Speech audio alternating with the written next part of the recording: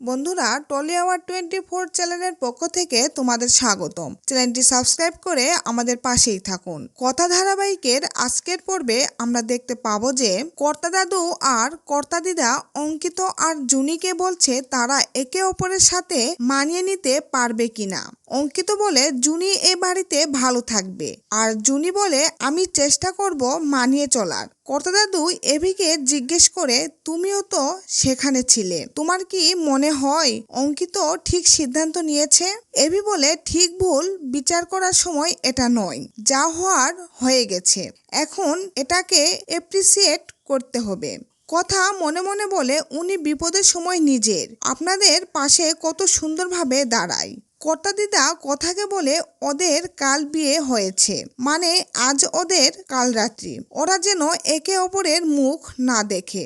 সবকিছু না হোক, সংসারের মঙ্গলের জন্য কিছু তো মানতেই হবে। জুনিয়র অঙ্কিত কর্তা দাদু আর কর্তা দিদাকে প্রণাম করে।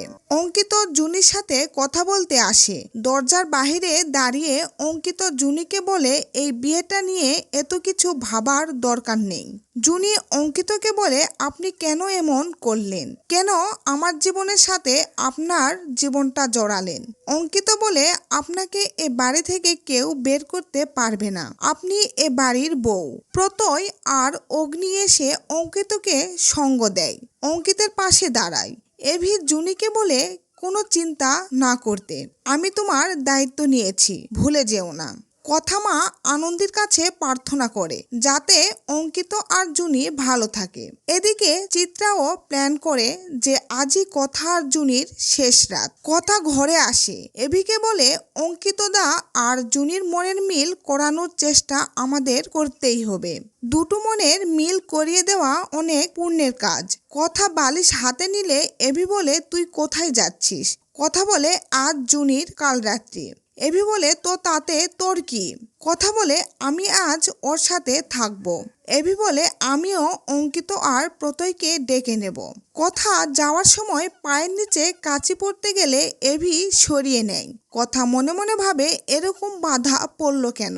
কথা চলে গেলে এভি মনে মনে ভাবে আমি তো এ ঘরে একাই থাকতেই ভালোবাসতাম, তাহলে আজ কেন এমন হচ্ছে।